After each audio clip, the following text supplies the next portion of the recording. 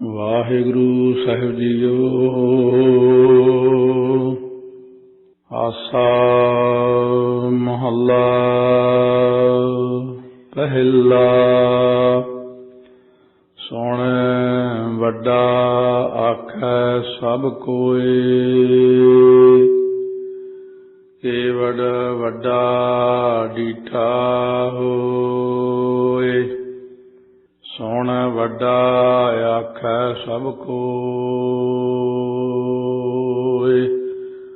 वाहिगुरु जी का खालसा, वाहिगुरु जी की फतेह।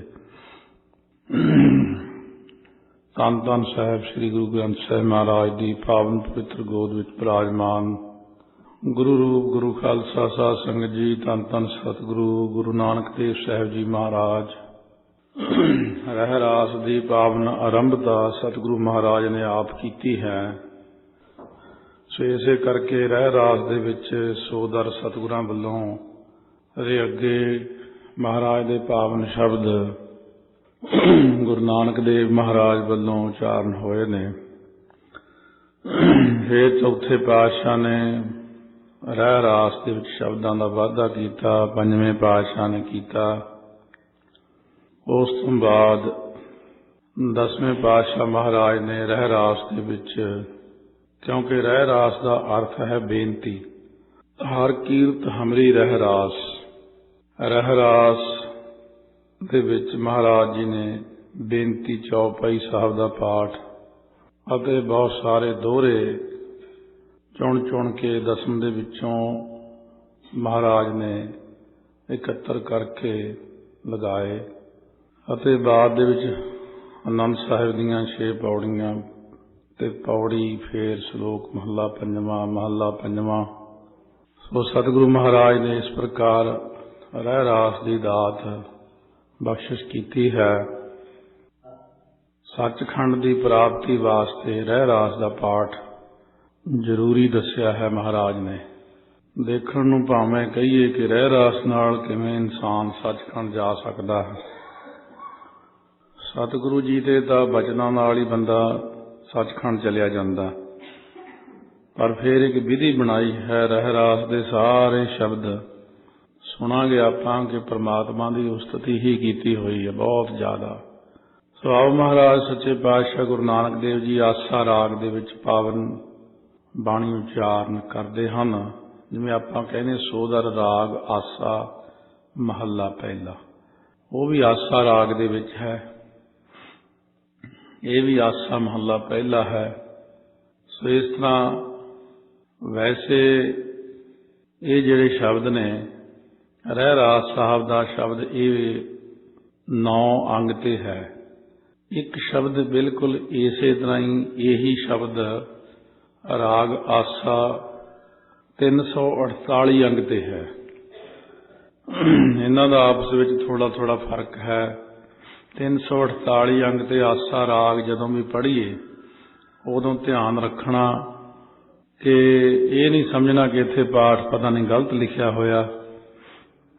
हुण जिवें इत्थे लिखिया आसा महला पहला, सुण वड्डा आखै सब कोई, इत्थे कल्ला आसा महला पहला ही लिखिया। अते राग आसा दे विच लिखिया एक ओंकार सतगुर प्रसाद राग आसा महला पहला चौपदे घर दूजा। वो इस सरलेख थले है, क्योंकि जदों सतगुरु जी ने दूसरी बार शब्द उचारिया कोई भी थोड़ा जिहा फर्क पाया। इत्थे है सुण वड्डा आखै सब कोई, आसा राग च है सुण वड्डा आखै सब कोई। कोई ते कोई पाठ का फर्क है। केवड़ वड्डा डीठा होए रहरास विच है, केवड़ वड्डा डीठा होई आसा राग विच। सिद्धा पुरखां कीया वडियाईया, इत्थे वडियाईया कन्ने दे उत्ते बिंदी नहीं है। आसा राग विच लिखिया सिद्धा पुरखा कीया वडियाईयां, उत्थे बिंदी लाई हुई है। इसे प्रकार आखण वाला क्या बेचारा। सो बेचारा इत्थे वावे नाल है। आसा राग विच लिखिया आखण वाला क्या बेचारा, उत्थे बब्बे नाल है। जिस तू देह तिसै क्या चारा, इत्थे तू पाठ है बलैंकड़े ला के, उत्ते कुछ भी नहीं है, टिप्पी नहीं लाई। पर आसा राग दे लिखिया महाराज ने जिस तू देह तिसै क्या चारा, इत्थे है जिस तू देह तिसै क्या चारा। इस तरह इन्हां शब्दां दे आपस विच फर्क देख के चलने चाहिए ने, क्योंकि ऐसा कई बारी प्रेमियों ने दूरों दूरों फोन आ जाते ने बई फलाने थां शब्द इउं लिखिया गलती तो नहीं छप गया, जां गलत लिखता होवे किसी ने। कईयां दा मैं सरूपां ते जदों पाठ करदे हुंदे सी देखिया, कई लोग अपनी सियाणप नाल कोए दी जे कोई लिखिया उहनूं कोए बना देना कि इत्थे प्रैस की गलती हो गई होनी है। गुरबाणी उत्ते कदे भी नहीं पेन चकना, कलम नहीं चकनी, किसी विद्वान तो पुछे तो बिना अपने आप नहीं चकना, क्योंकि कई बार सानू कई गल्लां दा ज्ञान ही नहीं हुंदा। आओ महाराज फरमाउंदे ने आसा राग दे विच पहले पातशाह, सुण वड्डा आखै सब कोय। अक्सर ही जदों कोई शब्द उचारदे सी तां उहदा कोई किसी ने कुछ पुछया जां कोई संगत ने पुछया। बेबे नानकी जी नाल बहुत गुरां दा प्यार, उन्हां दा गुरां नाल भैणां भरावां वाला रिश्ता तां एक वखरा रिश्ता सी, पर बेबे कहंदी सी मेरा वीर रब है। सो इस तरह रब रूप वीर नूं पुछना, वीर तुसीं सचखंड गए सी, अकाल पुरख जी दे सन्मुख किहड़ा शब्द उचारण कीता? फिर महाराज ने सोदर दस्सिया, मूल मंत्र मिलिया तां दस्सिया। इसे तरह ही पुछण लगियां संगतां, सिखां ने बेनती की है, बेबे नानकी जी ने भी बेनती की, परमेश्वर है किड्डा? क्योंकि सब नूं शुरू च चाओ हुंदा, देखिए तो सही किन्ना क वड्डा परमेश्वर, कोई अंत होना, कोई अंदाजा होना। तां गुरु नानक देव महाराज मुस्कुरा के फरमाउंदे ने भई ये उहदा अंत नहीं है, कोई उहदा तां कोई सिरा ही नहीं है। सुन सुन के सारे कहंदे ने सुन वड्डा आखै सब कोय। महाराज कहने साध संगत जी सुन करके तो सब कोई उहनूं वड्डा वड्डा आखदा, क्योंकि पहले पातशाह नूं फिर भी पुछया गया बाद विच, महाराज ने मारू राग च भी लिखिया कि वड्डा वड्डा आखै सब कोई, गुर बिन सोझी किनै न होई। कहण नूं तां सारे कहंदे ने किड्डा वड्डा परमेश्वर, एक दूजे तो सुन के कहंदे ने कि बड़ा वड्डा है, बड़ा वड्डा है। पर महाराज कहंदे ने केवड़ वड्डा, किड्डा वड्डा कहिए परमात्मा नूं डीठा होए। जे किसी दा डीठा होए तो भाव देखिया होवे तां ही कोई दस्से ना कि इन्ना क वड्डा है।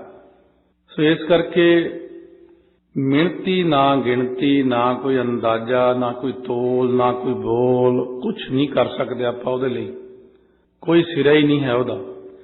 कहने कुछ ना कुछ होवेगा भी चलो एक दी आपां मिणती गिणती नहीं कर सकते, आन मिणती तो ही कहने चलो ये चीज 10 लाख दी है, कीमत तो पैंदी है ना, चलो गिणती मिणती की करनी है, क्योंकि गिणती मिणती बहुत ज्यादा। महाराज सच्चे पातशाह कहन लगे कीमत पाए ना कहे आ जाए। कीमत पा के कहा ही नहीं जा सकता कि इतना इन्ने दा, कीमत कौन करे तेरी करते ब्रह्म अंत ना पारा वारी। ਉਹਦੀ कोई कीमत तो पा ही नहीं सकता कि किन्ना क वड्डा।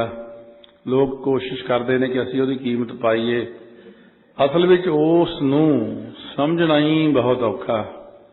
कितने ही साल समझदियां किते माड़ी जी ਉਹਦੀ समझ पैंदी है, माड़ी जी।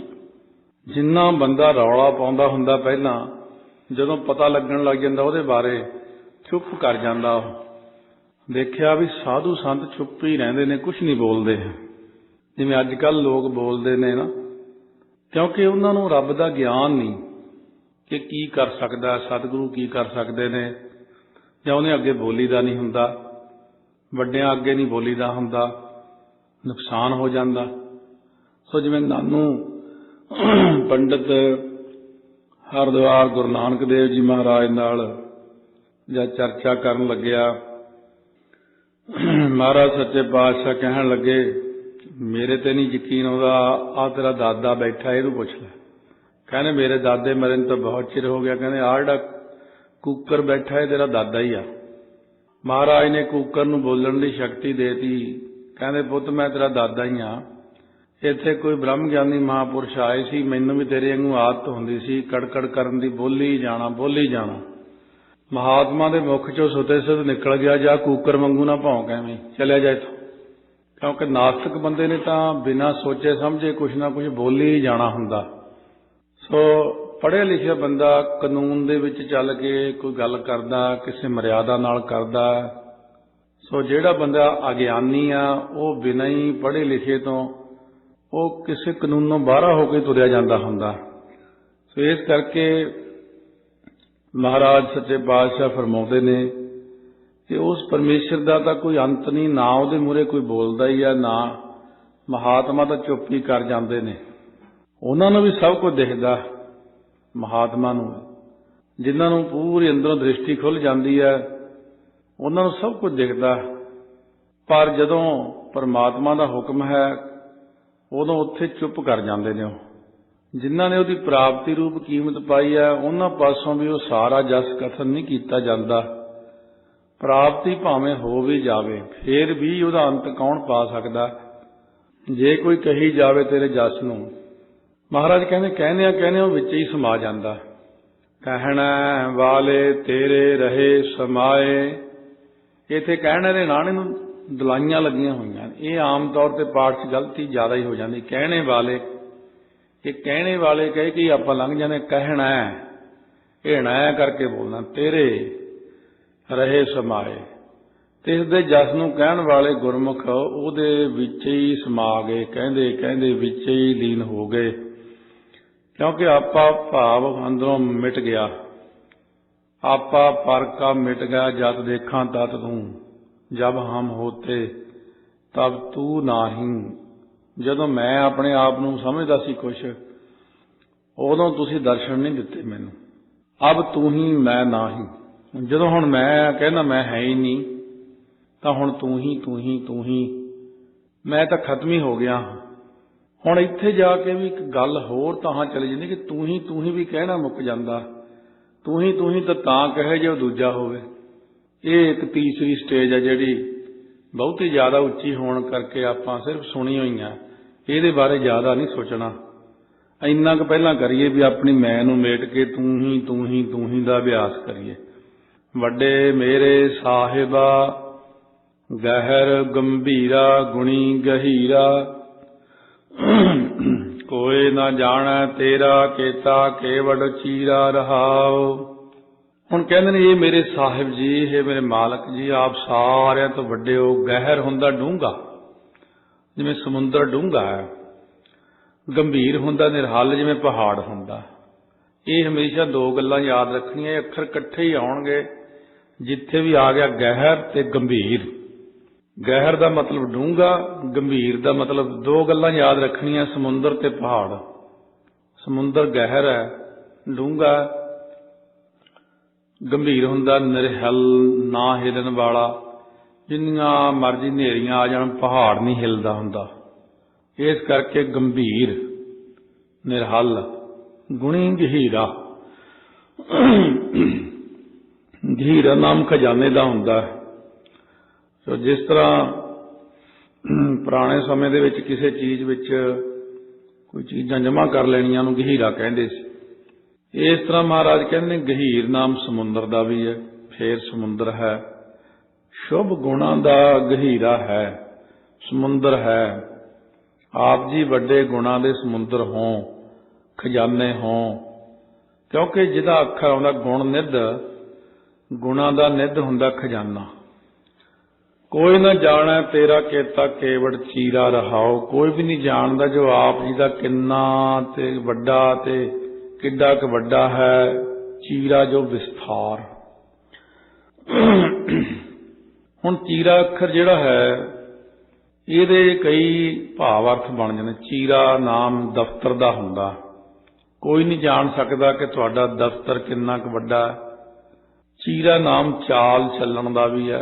चाल चलन किड्डा क वड्डा है।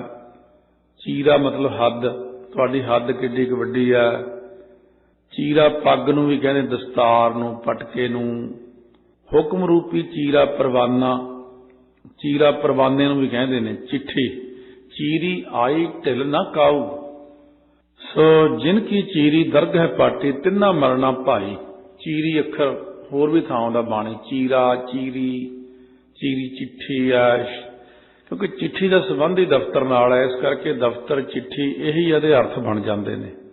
कोई ना जाना तेरा केता केवड़ चीरा, कितना क वड्डा हुक्म है, चिट्ठी है, दफ्तर तेरा, फिर उतों जो हुक्म होंदे ने तुहाडे, कोई उहदी हद बनना कुछ नहीं पता सानू। रहाओ विश्राम दे के फरमाउंदे ने रहा रहा के बाणी पढ़नी है।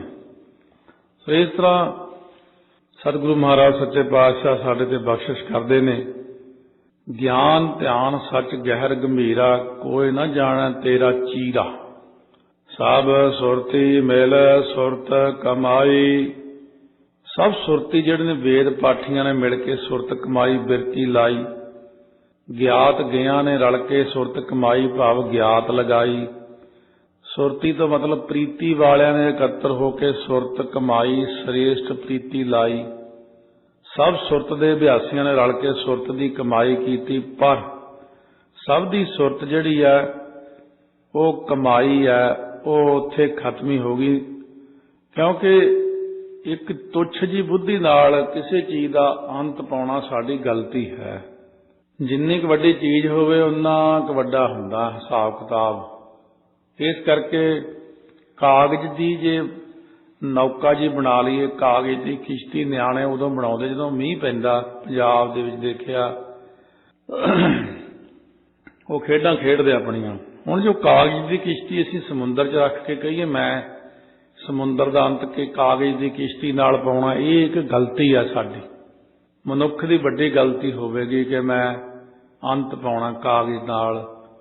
महाराज कहंदे इसे तरह मनुख की बुद्धि परमात्मा सामने तुच्छ जिहा कागज ही है।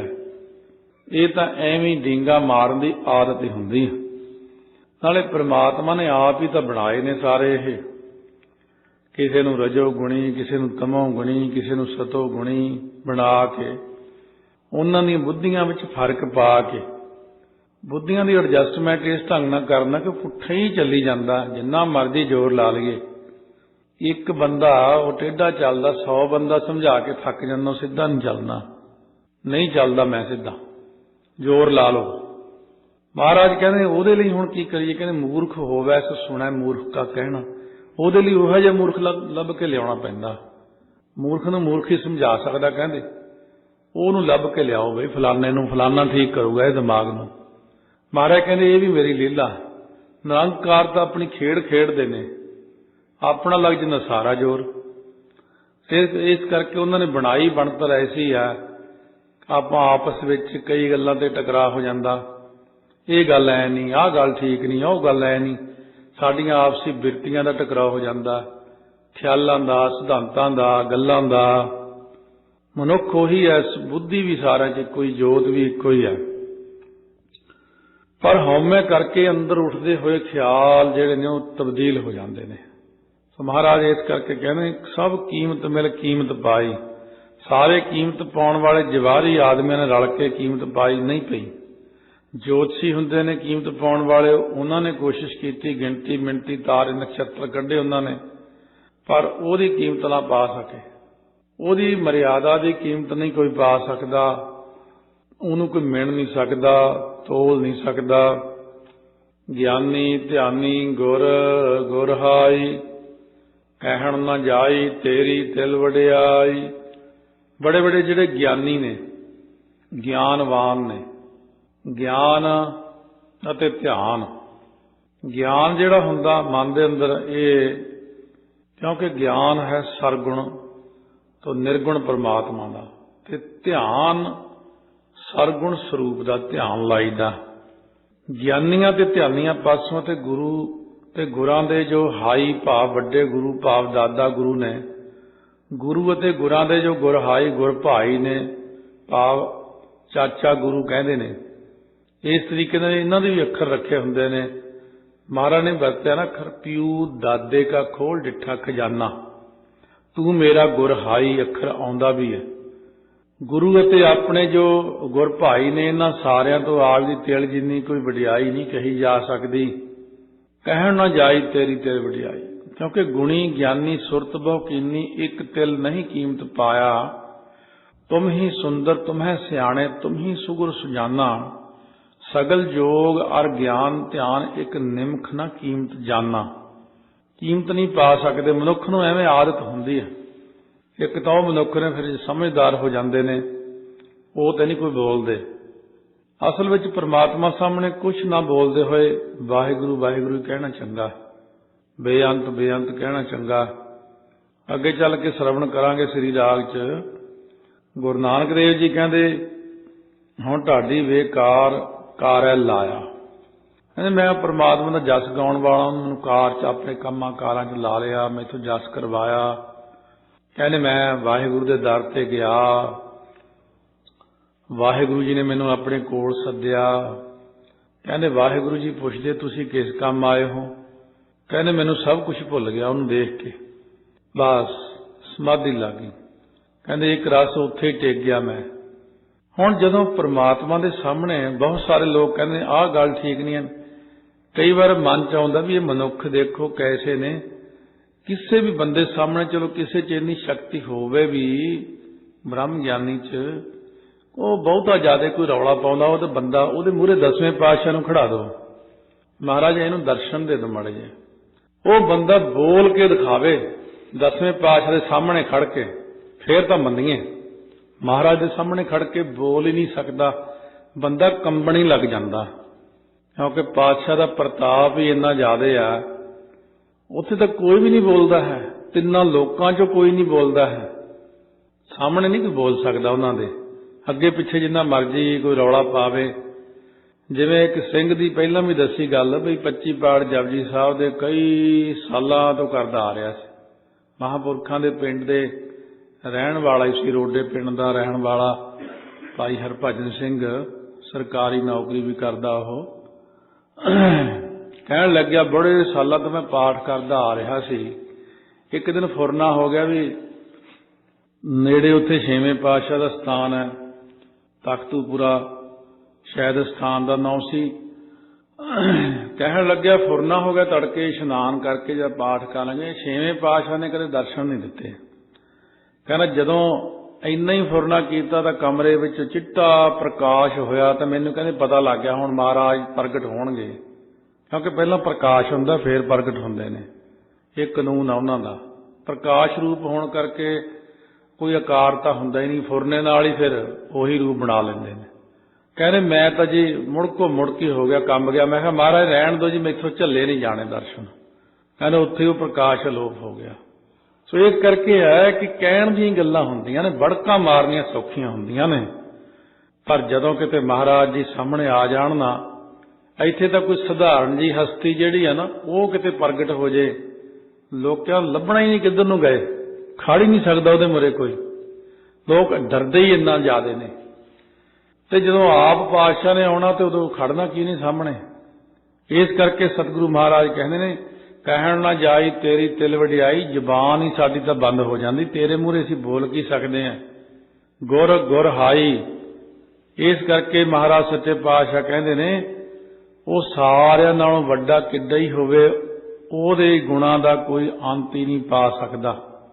ਇਹ ਸਾਰਾ ਕੁਝ ਫਿਰ ਮਹਾਰਾਜ ਸੱਚੇ ਪਾਤਸ਼ਾਹ ਉੱਤਰ ਦਿੰਦੇ ਨੇ, ਕਿਉਂਕਿ ਪ੍ਰਸ਼ਨ ਇਹ ਹੈ ਕਿ ਆਪਣੇ ਆਪ ਪ੍ਰਾਪਤ ਹੋਈਆਂ ਸ਼ਕਤੀਆਂ ਪਰਮੇਸ਼ਰ ਦੀ ਕਿਰਪਾ ਨਾਲ ਪ੍ਰਾਪਤ ਹੁੰਦੀਆਂ ਸਿੱਧਾਂ ਨੂੰ, ਕਿ ਜਾਂ ਵੈਸੇ ਹੀ ਹੁੰਦੀਆਂ ਫਿਰ। ਕਿਉਂਕਿ ਹੁਣ ਇਹ ਤਾਂ ਗੱਲ ਮੁੱਕ ਗਈ ਵੀ ਉਹਦਾ ਤਾਂ ਕੋਈ ਅੰਤ ਨਹੀਂ ਪਾ ਸਕਦਾ। ਵੀ ਜਿਹੜੀਆਂ ਰਿੱਧੀਆਂ ਸਿੱਧੀਆਂ ਤਾਕਤਾਂ ਨੇ ਜਾਂ ਕੋਈ ਬੰਦੇ ਨੂੰ ਕੁਝ ਮਿਲਦਾ ਹੈ, ਮਹਾਰਾਜ ਸੱਚੇ ਪਾਤਸ਼ਾਹ ਕਹਿਣ ਲੱਗੇ ਉਸ ਵਕਤ, ਸਭ ਸਤ ਸਭ ਤਪ ਸਭ ਚੰਗਿਆਈਆ ਚੰਗਿਆਈਆ। ਸਾਰਿਆਂ ਸਤਵਾਦੀਆਂ ਨੂੰ ਜੋ ਸਤ ਦੀ ਪ੍ਰਾਪਤੀ ਹੈ ਦੁਨੀਆ ਦੇ ਅੰਦਰ, ਜਿੰਨੇ ਸਤਵਾਦੀ ਨੇ ਉਹਨਾਂ ਨੂੰ ਜਿਹੜੀ ਸਤ ਦੀ ਪ੍ਰਾਪਤੀ ਹੋਈ ਹੈ, ਇਹ ਵੀ ਪ੍ਰਮਾਤਮਾ ਨੇ ਹੀ ਦਿੱਤੀ ਹੈ ਉਹਨਾਂ ਨੂੰ। ਸਾਰਿਆਂ ਤਪੀਆਂ ਨੂੰ ਜੋ ਤਪ ਦੀ ਪ੍ਰਾਪਤੀ ਹੈ ਉਹ ਵੀ ਪ੍ਰਮਾਤਮਾ ਨੇ ਦਿੱਤੀ ਹੈ। ਸਾਰਿਆਂ ਚੰਗਿਆਂ ਪੁਰਸ਼ਾਂ ਨੂੰ ਚੰਗਿਆਈਆਂ ਦੀ ਪ੍ਰਾਪਤੀ ਪਰਮੇਸ਼ਰ ਦੀ ਕਿਰਪਾ ਨਾਲ ਹੀ ਪ੍ਰਾਪਤ ਹੁੰਦੀਆਂ। ਚੰਗਿਆਈਆ ਸਿੱਧਾ ਪੁਰਖਾਂ ਕੀਆ ਵਡਿਆਈਆ। 84 ਸਿੱਧਾਂ ਨੂੰ ਜੋ ਰਿੱਧੀਆਂ ਸਿੱਧੀਆਂ ਦੀ ਪ੍ਰਾਪਤੀ ਹੈ, ਮਹਾਂਪੁਰਸ਼ਾਂ ਨੂੰ ਜੋ ਵਡਿਆਈਆਂ ਦੀ ਪ੍ਰਾਪਤੀ ਹੈ, ਇਹ ਪਰਮੇਸ਼ਰ ਦੀ ਕਿਰਪਾ ਨਾਲ ਹੀ ਸਭ ਕੁਝ ਪ੍ਰਾਪਤ ਹੁੰਦਾ। ਤੁਧ ਬਿਨ ਸਿੱਧੀ ਕਿਨੈ ਨਾ ਪਾਈਆ। ਤੁਹਾਡੇ ਤੋਂ ਬਿਨਾਂ, ਉਸ ਪਰਮੇਸ਼ਰ ਦੀ ਕਿਰਪਾ ਤੋਂ ਬਿਨਾਂ ਕਿਸੇ ਨੇ ਵੀ ਆਪਣੇ ਆਪ ਰਿੱਧੀਆਂ ਸਿੱਧੀਆਂ ਦੀ ਪ੍ਰਾਪਤੀ ਨਹੀਂ ਕੀਤੀ। ਜਾਂ ਫਿਰ ਸਿੱਧੀ ਹੁੰਦੀ ਹੈ ਸਫਲਤਾ, तुद बिन सिद्धि किने ना पाई। सफलता नहीं तुहाडे तो बिना मिल सकती, जिन्ना मर्जी तुहाडे तो परे परे कोई जोर लाई जावे। कर्म मिलै नाही ठाक रहाईया। जे परमेश्वर की किरपा नाल मिल जाण तां फिर किसी दियां ठाकियां हुंदियां, भाव रोकियां, फिर किसी दियां रोकियां हुईयां रोक नहीं सकदियां। शक्तियां, ताकतां, बख्शिशां, फिर कोई ये कहे मैं रोक देंगा, मैं इहदे कोल ताकत नहीं आउण देनी, फिर नहीं कोई रोक सकदा। जिहनूं वाहिगुरू ने शक्तियां देतियां, ताकतां दे दित्तियां, जे परमेश्वर की कर्म मिले ना ही, जे उसकी किरपा ना होवे, कहने फिर नहीं मिल सकदियां। इस करके रिद्धियां सिद्धियां दे जां शक्तियां दी कोई भी प्राप्ति जिहड़ी है, जिवें राम राय जी नूं गद्दी मिलदी रुक गई सी। क्यों? उन्हें शक्ति तो सारी लै लई, पर उन्होंने फिर एक गल ते आके थोड़ी गल गलत भी करती, पंक्ति बदल दी। पंक्ति बदलने करके कि मिट्टी मुसलमान की पेड़ पई कुम्हिहार। सो औरंगजेब कहन लग्या आ महाराज ने लिखिया। वो इन्नी शक्ति दे हुंदियां होए भी औरंगजेब के प्रभाव थले आके कहन लग्या नहीं, वो गलती नाल लिखिया गया, मिट्टी मुसलमान की नहीं लिखिया, बेईमान की है। ताइयों सतवें पातशाह ने फिर कहा सी तू दिखा नहीं सी सकदा, तेरे को जद मैं इन्नियां शक्तियां दित्तियां सी तू दिखा सकदा सी कि आ देख जिहड़ी मिट्टी हुंदी है वो किवें सड़दी हुंदी है, उस वक्त सूं सूं करदी हुंदी, तू दिखा सकदा सी, पर तू दिखाया नहीं। इस करके महाराज सच्चे पातशाह कहंदे ने कि ये फिर राम राय जी नूं कहा जिधर नूं मूँह आ उधर नूं ही चलिया जा। फिर जाके किते 10वें पातशाह ने बख्शिया सी श्री पौंटा साहब। क्यों? महाराज सच्चे पातशाह कहंदे ने आखण वाला क्या बेचारा, कहने वाला ये बेचारा जीव की है, यदि तो छोटी जी तो जीव है, निकी जी चिड़ी कीड़ी जीव किन्नियां किन्नियां जबानां हुंदियां इन्हां दियां, नहीं कह सकते कुछ, क्योंकि बहुता ज्यादा वड्डा परमेश्वर, ओहदी सिफत नहीं कर सकते। केते तेरे जी जंत सिफत करह दिन रात, सिफती भरे तेरे भंडारा। तुहाडे तां जिहड़े सिफतां दे भंडारे भरे पए ने, भंडार शुरू तो लैके वेद शास्त्र सिमरतियां महात्मा दे हिरदे सतसंगत रूप भंडारे, करोड़ां जुबानां तुहाडा जस करी जांदियां ने, पर कोई अंत नहीं पा सकदा। जिस तू देह तिसै क्या चारा। हे वाहिगुरू, जिसनूं तुसी किरपा करके पदार्थ आदिक धर्म अर्थ काम मोख रिद्धियां सिद्धियां नौ निधियां शक्तियां दिंदे हो, फिर इसे तरह ही पुत्र दी दात दुध दी दात दूध पूत के दवैया रोग शोक के मिटैया दातां दिंदे हो। दीनन की प्रतिपाल करै नित संतो बार गनी मन गारै, सारे दिंदे हो आप। इस करके फिर किसी नूं नाम पदार्थ जन्म पदार्थ नाम पदार्थ प्रेम पदार्थ इसे तरह ज्ञान पदार्थ मुक्त पदार्थ जिन्हों दिंदे हो आप। नानक सच सवारण हारा।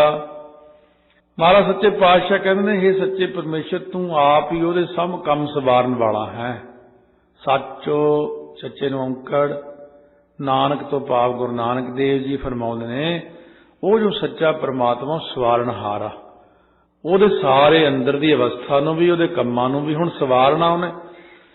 जिवें कहिए भी सतगुर तुमरे काज सवारे, ये एक अखर है, ये सारा कुछ ही आ जाता, चाहे वह ब्रह्म ज्ञान तक की गल होवे, चाहे वह दुनियावी चीज होवे, फुरना अपना अपना सारा कुछ एक शब्द नाल ही हो जाता, जे एक शब्द ते ही अभ्यास करता रहे, यकीन करे, क्योंकि एक शब्द नाल सारे रस्ते खुलने शुरू हो जाते हैं। मूल मंत्र नाल भी कृपा हो जाती है। इस तरह ही ये कई बंदियां नूं आदत हुंदी, ਉਹ शब्द कर लो, फिर ਉਹ कर लो, फिर ਉਹਨੇ ਉਹ दस्सिया ਉਹ कर लो, फलाने थां कर लो, ਉਹ 100 क शब्द इकट्ठा करी फिरदे हुंदे, फिर करदे कोई भी नहीं हुंदे, उलझ जाना। कोई कहू ਉਹ शब्द च बड़ी शक्ति आ, ਉਹ बड़ा इकट्ठा कर लो, सिरे की गल तां भी मूल मंत्र ही फिर करी। जे बंदा उलझ जे ना कोई भी हुण की करा, मूल मंत्र ही करी जाओ, जपजी साहब दे पाठ करी जाओ, नहीं तो फिर कल्ला मूल मंत्र गुरमंत्र वाहिगुरू वाहिगुरू वाहिगुरू वाहिगुरू करी जावे, तां महाराज कहते इस उलझेवें चों बाहर आ सकदा। ਜਿਸ ਤੂੰ ਦੇ ਤਿਸੈ ਕਿਆ ਚਾਰਾ, ਕਹਿੰਦੇ ਆਪਣਾ ਆਸਰਾ ਦਿੰਦਾ ਹੈ, ਉਹਦੇ ਨਾਲ ਕਿਸੇ ਦਾ ਕੀ ਜ਼ੋਰ ਚੱਲ ਸਕਦਾ, ਨਹੀਂ ਚੱਲ ਸਕਦਾ ਨਾ ਜ਼ੋਰ। ਇਸ ਕਰਕੇ ਸਤਿਗੁਰੂ ਕਹਿੰਦੇ ਨੇ ਫਿਰ ਪਰਮੇਸ਼ਰ ਆਪਣਾ ਆਪ ਦਿੰਦਾ, ਉਹਦੇ ਨਾਲ ਕੀ ਕਿਸੇ ਦਾ ਜ਼ੋਰ ਚੱਲ ਸਕਦਾ। ਜਦੋਂ ਆਪ ਦਿੰਦਾ ਕਿਸੇ ਨੂੰ ਦਾਤ, ਬ੍ਰਹਮ ਗਿਆਨ ਦੀ, ਦੂਜੀ ਦਾਤ, ਤੀਜੀ ਦਾਤ, ਹੁਣ ਉਹਦਾ ਕੋਈ ਮੁਕਾਬਲਾ ਕਰੇ, ਮੈਂ ਬਰਾਬਰ ਗੱਦੀ ਲਾ ਕੇ ਬਹਿ ਜਾਗਾ। ਗੁਰੂ ਸਾਹਿਬਾਂ ਦੇ ਬਰਾਬਰ ਵੀ ਗੱਦੀਆਂ ਲਾਈਆਂ, ਮਹਾਤਮਾ ਦੇ ਬਰਾਬਰ ਵੀ ਗੱਦੀਆਂ ਲਾਈਆਂ, ਸੰਤਾਂ ਦੇ ਬਰਾਬਰ ਵੀ ਗੱਦੀਆਂ ਲੱਗੀਆਂ। ਜਿਹਨੂੰ ਬ੍ਰਹਮ ਗਿਆਨ ਪਰਮਾਤਮਾ ਨੇ ਦਿੱਤਾ ਹੈ ਉਹਦੇ ਬਰਾਬਰ ਕੌਣ ਬਹਿ ਸਕਦਾ। ਇਸ ਕਰਕੇ ਸਤਿਗੁਰੂ ਮਹਾਰਾਜ ਸੱਚੇ ਪਾਤਸ਼ਾਹ ਕਹਿੰਦੇ ਨੇ ਕਿ ਸੱਚ ਨਾਮ ਦਾ ਉਪਦੇਸ਼ ਜਿਹੜਾ ਹੈ ਇਹ ਸਤਿਗੁਰੂ ਆਪ ਹੀ ਕਿਰਪਾ ਕਰਕੇ ਦਿੰਦੇ ਨੇ ਜਿਗਿਆਸੂਆਂ ਨੂੰ, ਅਤੇ ਉਹਦੇ ਅੰਤਸ਼ਕਰਨ ਨੂੰ ਅੰਦਰੋਂ ਸਵਾਰਨ ਵਾਲੇ ਵੀ ਆਪ ਹੀ ਨੇ। ਨਾਨਕ ਸੱਚ ਸਵਾਰਨ ਹਾਰਾ। ਕੰਮ ਤਾਂ ਚਲੋ ਵੱਖਰੀ ਚੀਜ਼ ਹੈ, ਕੰਮਾਂ ਦੀ ਤਾਂ ਕੋਈ ਖਾਸ ਗੱਲ ਨਹੀਂ, ਅੰਤਸ਼ਕਰਨ ਨੂੰ ਸਵਾਰਨ ਵਾਲਾ ਪਰਮੇਸ਼ਰ ਆਪ ਹੈ।